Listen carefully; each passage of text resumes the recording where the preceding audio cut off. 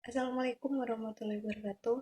Halo, nama saya Galuh Kartika Sari, NIM 19 10 11 28. Saya dari kelas S1 TT07D. Untuk saat ini, cita-cita saya ingin mendapat predikat summa cum laude nanti saat lulus.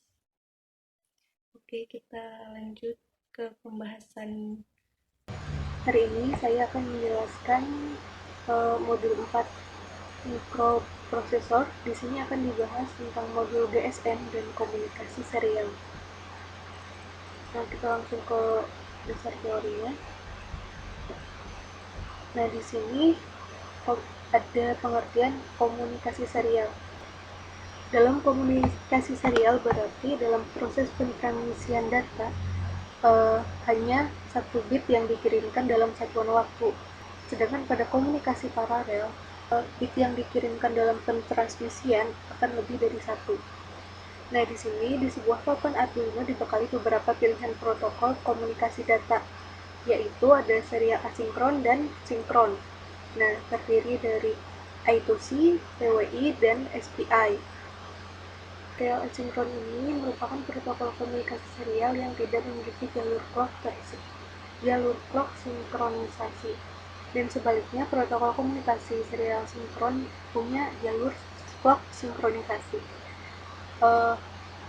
Pada papan Arduino, minimal punya satu buah hardware serial dalam bentuk UART atau Universal Asynchronous Receiver Transmitter, tergantung pada tipe papannya. Nah, kalau misal Arduino Uno, dia punya satu buah serial UART. Namun pada Arduino Mega, dia punya 4 buah serial UART. Nah, untuk Arduino Uno, serial UART berada di pin digital 0 sebagai RX dan 1 sebagai TX. Jadi selain sebagai pin digital untuk input atau output, pin 0 dan 1 punya fungsi khusus menjadi pin serial untuk komunikasi serial asinkron atau UART. Secara umum, wiring antar device yang berkomunikasi secara serial asinkron hanya sebagai berikut. Jadi, RX dari device akan dihubungkan ke TX Arduino dan TX dari device akan dihubungkan dengan RX di Arduino. Lalu ground-nya akan saling dihubungkan.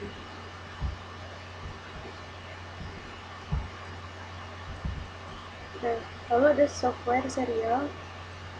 Software serial ini merupakan library Arduino yang mampu mengubah pin digital menjadi pin serial. Dengan demikian, jadi kita bisa memiliki lebih dari satu pin serial pada papan Arduino Uno yang dapat digunakan untuk berbagai keperluan. Lalu selanjutnya ada SIM800C. Nah, SIM800 ini merupakan salah satu modem GSM atau GPRS yang bekerja di 4 band frekuensi, yaitu 850, 900, 1800, dan 1900 MHz. Sedangkan GPRS-nya mengadopsi teknologi multi-slot class 12/10 dan mendukung skema coding GPRS CS1 sampai CS4. Lalu di sini dapat ada pengertian lain, yaitu modul GSM adalah peralatan yang didesain supaya dapat digunakan untuk aplikasi komunikasi dari mesin ke mesin atau dari manusia ke mesin. Modul GSM merupakan peralatan yang digunakan sebagai mesin dalam suatu aplikasi. Aplikasi yang dibuat harus terdapat microcontroller yang akan mengirimkan perintah kepada modul GSM berupa ada command melalui RS-232 sebagai komponen penghubung atau communication link. Di sini ada pengertian dari ada command, yaitu perintah yang dapat diberikan kepada handphone atau GSM CDM atau serial modem untuk melakukan suatu hal, termasuk untuk mengirim dan menerima SMS. Dengan memprogram pemberian perintah ini di dalam komputer atau microcontroller, maka perangkat kita dapat melakukan pengiriman atau penerimaan SMS secara otomatis untuk mencapai tujuan tertentu. Komputer atau microcontroller dapat memberikan perintah atau komen melalui hubungan kabel data serial ataupun Bluetooth. Atau komen tiap-tiap SMS device bisa berbeda-beda, tapi pada dasarnya itu sama. Ini ada contohnya, yaitu terdapat APCMGS, yaitu untuk mengirim SMS, lalu CBNL atau dia akan memeriksa SMS, sedangkan CMGB untuk menghapus SMS dan CMGR untuk membaca SMS. Antar perangkat handphone dan GSM atau CDMA modem bisa memiliki arti komen yang berbeda, namun mirip antar satu perangkat dengan perangkat lain. Untuk dapat mengetahui secara persis, maka kita harus mendapatkan dokumentasi teknis dari produsen pembuat handphone atau GSM CDMA modem tersebut. Lalu kita akan buat rangkaiannya. Ini bisa dicari di sini. Kita ketik dulu. CDMA kita punya 3. Oke. Lalu kita taruh di sini. Lalu untuk kita di simulasi kode ini pakai SIM 900D. Bisa dipilih di sini, ketikkan saja SIM 900D. Kita bisa pilih yang green, ada yang default, yang warna biru, warna biru, warna merah. Di sini saya pilih yang green. Lalu bisa disimpan di sini. Lalu kita ambil virtual terminal, dia ada di sini, di bagian instrumen. Kita klik, lalu simpan di sini. Oke, nanti virtual terminal ini bisa buat untuk menampilkan perintah-perintah yang akan diinputkan atau perintah yang menjadi outputan. Lalu seperti dasar teori tadi, yang TX akan dihubungkan ke FX dan sebaliknya. Ini kita hubungkan ke FX dan ini kita hubungkan ke FX. Lalu ini dihubungkan ke FX dulu.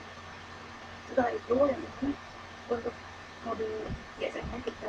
Lalu untuk modul GSM-nya TX dari modul ini kita hubungkan ke FX ini. Lalu yang ini FX-nya kita hubungkan ke ventilator apinya. Untuk perencanaannya cukup simpel ya.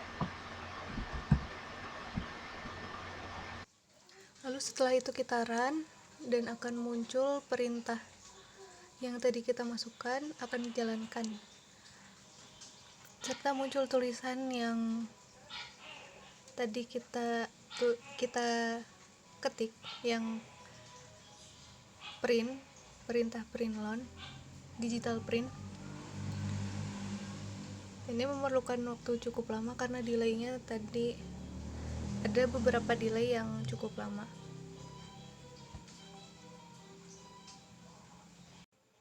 Lebih tepatnya ada delay yang disetting cukup lama. Di bagian ini agak dipercepat soalnya memang cukup memakan waktu. Saat SMS telah terkirim maka akan ada pemberitahuan. Selanjutnya saya akan menjelaskan tentang pemanfaatan modul GSM. Untuk pemanfaatan dari modul GSM ada banyak. Saya baca di jurnal itu ada yang seperti untuk mematikan saklar otomatis, lalu untuk sistem keamanan shelter dari BTS. Mungkin menurut saya selain dari itu, modul GSM bisa jadikan peringatan bencana. Jadi saat BMKG sudah mendeteksi adanya bahaya, modul GSM sudah dapat mengirimkan pesan peringatan kepada seluruh warga sekitar sehingga dapat mengurangi jatuhnya korban. Hal tersebut juga dapat menjadikan antisipasi warga untuk lebih sigap. Lalu di daerah saya merupakan daerah pertanian, persawahan, jadi modul GSM juga bisa dapat diaplikasikan dalam kegiatan pertanian. Untuk pertanian yang di dalam ruangan seperti dia dapat untuk memonitoring, untuk memberitahu bahwa suhunya sudah pas atau belum, mungkin ada sesuatu yang kurang pas. Mungkin kalau untuk yang hidroponik dapat memberikan pemberitahuan bahwa airnya sudah mau habis atau mungkin kadar air pH-nya kurang. Lalu untuk persawahan mungkin dapat memberitahukan bahwa apakah di sawah tersebut ada hama atau mungkin airnya sedang surut. Mungkin sekian dari saya. Sebelum saya akhiri, saya ingin mengucapkan terima kasih kepada asisten praktikum dan juga dosen yang sudah membimbing kami selama 1 semester. Oke, sekian dari saya. Terima kasih atas perhatiannya. Semoga bermanfaat. Wassalamualaikum warahmatullahi wabarakatuh.